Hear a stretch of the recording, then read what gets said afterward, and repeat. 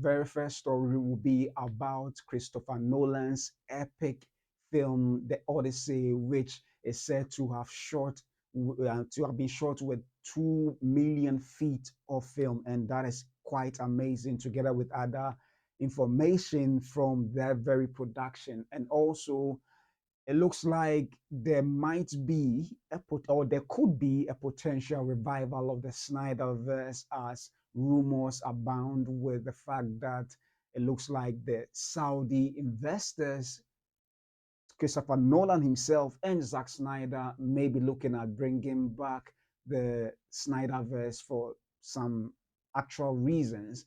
And also, we'll be looking at Clemento Suarez reign for Best Supporting Actor in the film, The Last Stop, at the AMA, or the African Movie Academy Awards. And last but not the least, Tom Cruise was honored with an Oscar at the Governor's Award. So these are the stories we'll be taking a look at. So let's dive right into it right away. So the very first story, after the major film or epic film of the Oppenheimer, the question on everybody's mind was, what is Christopher Nolan going to do next? There were even rumors that he might possibly actually do a vampire movie. I don't know whether you heard of it, but several speculations were made as to what film he will be following it up next. And finally, when the information dropped that he will be taking a leaf from the Homer story, that epic Homer story from centuries ago, well, we were wondering that, having done anything of that nature before, how is it going to look like, knowing that the filmmaker likes to shoot practically, do films, shoot with practical sets and everything. We were all wondering that, how is it going to pan out to be? Well, when the casting rumors started coming out, and particularly with the Matt Damon in the lead, of whom he's worked with before in Interstellar and Oppenheimer, well, we now got a glimpse as to how his film would look like. And the Empire magazine has brought up some images, of which the full story that they've covered will be released in the January 2026 edition of the actual magazine. But interestingly, there's been information and that has been published on the same Empire magazine website, and I'd like us to take a brief look at it. And this is what the magazine has to say about Christopher Nolan's film. So, Christopher Nolan's The Odyssey is the epic to end all epics. We shot over 2 million feet of film. It's almost impossible to imagine Christopher Nolan pulling off a feat bigger than all those he's already achieved, reinventing one of the most beloved comic book mythologies from the ground up. See the Dark Knight trilogy. Crafting action set pieces that make equal sense played both forwards and backwards.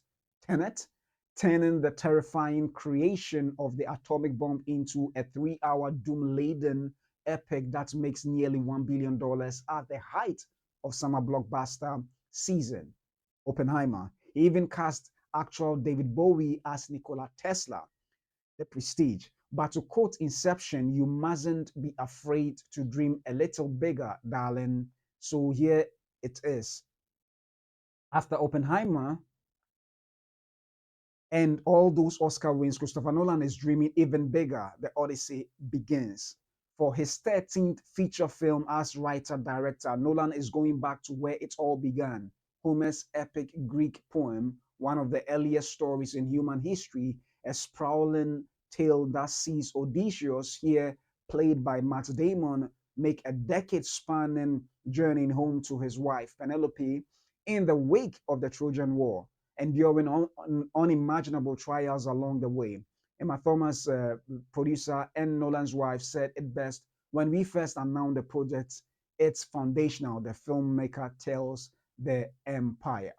So that is quite an interesting bit, with regards to this story, seeing that they shot with over 2 million, with 2 million feet of film. And when you read other articles, it is estimated that a 2 million worth of film, which is I think a Kodak brand that they used, would cost them $3 million, and that is even a budget for an entire film, like as in terms of Hollywood micro budget film, if I'm to put it that way. So that is quite exciting to see. But knowing Christopher Nolan, particularly from the articles that we read, you realize that every film he shoots, regardless of whether it is science fiction or any other practicality or pragmatic filming, is what he goes for. And the exciting thing about this particular story he's filming, knowing that he wants authenticity to be reflected in every square inch of the film, he went to the place where the story is said to have taken place. So not only is he shooting in the forest and the highlands, but actually shooting on the very sea that Homer's story about Odysseus is said to have happened. And that is quite an interesting approach to filmmaking. And that is something that definitely that if Christopher Nolan is going to make any story at all, his aim is to go for practicality rather than just using a CGI to shoot or to make the film. Definitely, he's going to use what's it called CGI in places to enhance the film, and that is, I mean, definitely going to be used to make that happen. But one of the things that we cannot take away from Christopher Nolan is his approach to making this happen. And it did say something about how or why he needs to shoot it in the practical sense. Of course, we already know that that's what he's going to do, but he does delve into why he likes this approach for this very film. And that can be seen in a paragraph captured in the Empire magazine, of which I would like to read, because in his own words, it makes it much more powerful than I would summarize or simplify. So this is what he says: such a seismic story requires Nolan, ever a practitioner of practical filmmaking on a grand scale, to level up big locations, big stars, big spectacle. And these are his words. He says that we shot over 2 million feet of film. It reveals the 91-day shoot, and much of that was out on the ocean, where Odysseus sets sail with his battle-hardened men. It's pretty primal. Nolan last out of the open seas. I've been out on it for the last 4 months. We got a cast who play the crew of Odysseus' ship out there on the real waves, in the real places. And yeah, it's vast and terrifying and wonderful and benevolent as the conditions shift. We really wanted to capture how hard those journeys would have been for people, and the leap of faith that was being made in an unmapped, uncharted world. And I think this indeed can I mean, these are actually truer words from a filmmaker whose life and blood is pragmatic filmmaking without the affected interruptions of CGI, which definitely it makes films look very fantastical and all that. But when it comes to Christopher Nolan, you can bet your bottom dollar that he's going to go for practicality and nothing else. And from the statement, he obviously wants people to feel I wouldn't say it is even a documentary style filmmaking, but I think one of the approach he wants to, take on this particular film is people to feel part and parcel of what might have actually happened on that very journey. That is why he's even shooting on the oceans and a whole lot more. And I'm thinking maybe soon enough he should do a film with Tom Cruise, whose story will be talking about on this very episode of the Film Monday. But looking at how Tom Cruise desired to always do pragmatic stunts by himself without the added replacement of his face on another body double, it might be interesting to see the two pair up and do a film where pragmatic filmmaking will be to the highest level possible. But regardless, one of the things interesting about this particular production is that whereas other films have been shot with IMAX certified cameras, which are not made by IMAX but other companies, but retrofitted to fit the IMAX standard.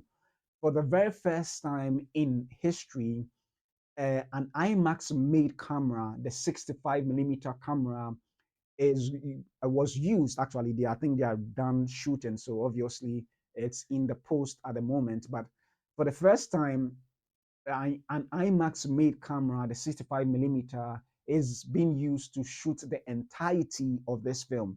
In other films that Christopher Nolan has done, IMAX were used to shoot quite a large percentage of the film. So obviously, if you were watching the Christopher Nolan film, perhaps on an IMAX screen or perhaps on one of the premium format screens, you realize that there is the shifting aspect ratios, which became a style or something with him. But for the first time, he's shooting the entirety of this film with the IMAX camera and the 65 millimeter screen, film. It said that even to be displayed on the IMAX screen, certain portions of it will be chopped off, and that is how mind-boggling of a feat of a project that IMAX and Christopher Nolan are embarking on. And this he actually said to the IMAX CEO that after he finished or wrapped filming on Oppenheimer, that if they can be able to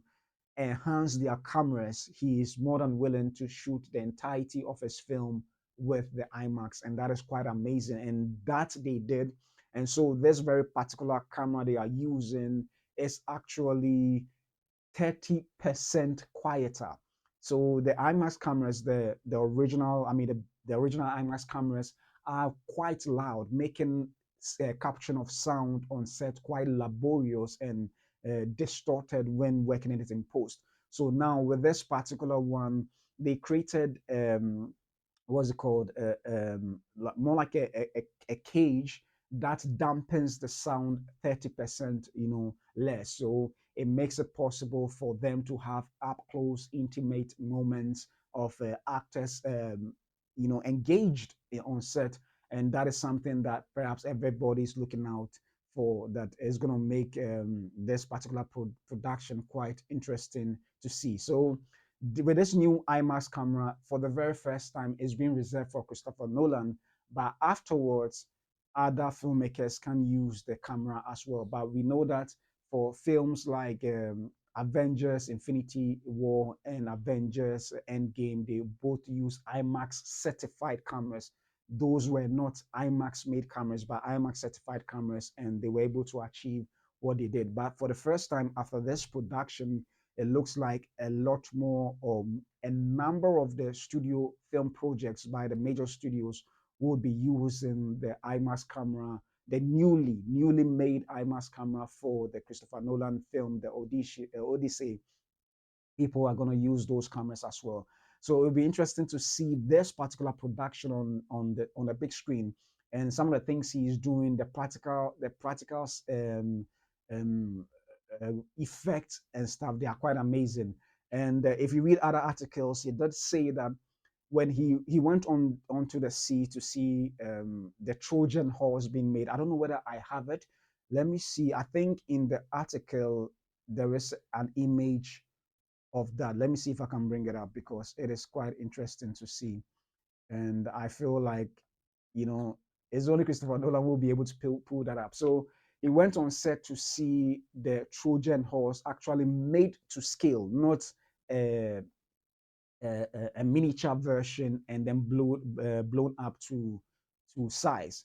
But this is what was revealed. Let me just show it up. So in the Empire magazine that will be released next year, the horse statuette in the back is actually a life-size Trojan horse that was made, and Christopher Nolan himself said he was blown away by the magnificence of that statuette. So it will be interesting to see all this beautiful imagery and all the practical sets and the locations on the premium format screen. And I think if you have the opportunity to, or if you're located in a country where you have the IMAX screen, that would be quite an amazing opportunity to see it on the big screen. So Listen, this film is epic, not just in its execution, but almost in everything that the Christopher Nolan and his team, his producing partner and wife Emma Thomas and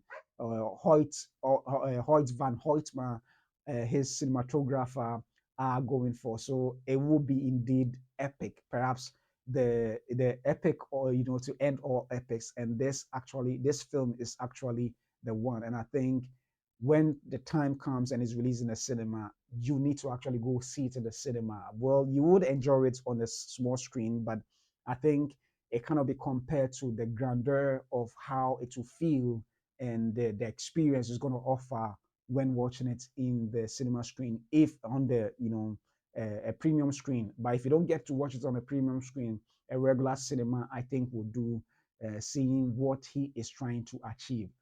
So let me know what you think with regards to this particular production, the Odyssey. Are you excited for about Nolan's commitment to practical effects and real locations? And talking about practical effects, I didn't get to share his inspiration. I think his inspiration was more towards the what's it called? Was more towards Harry. There's a particular filmmaker, J. Harry Hauser or something. Pardon me if I'm not getting the name right, but he did speak of J. Harry Hauser, the one who did the. I'm blanking out on the name. Let me see if I can bring up the name, because that individual was very instrumental in filmmaking, and unfortunately, I think I'm missing out on the name. But the the film of old, the is it Juggernaut, the head of Medusa, those films made in way back in the old. I'm blanking out on the title of the film, but let me see if I can bring it up, because that filmmaker's practical effects made in the past redefined Jerry Hausner. I hope I'll be able to bring out the name. Okay, so it's Ray Harryhausen. Yeah, Ray Harryhausen, who did films like Clash of the Titans. Yes, Clash of the Titans and Sinbad the Eye. He went for practical filmmaking, and obviously, he's redefined how filmmaking has been made over the years, and that is what is actually fueling, or has fueled Christopher Nolan's approach to filmmaking over the years. So let me know what you think in particular with regards to Christopher Nolan's film. Do you think this could change how big spectacles are made? Whatever your thoughts may be, can you leave it in the comment section below?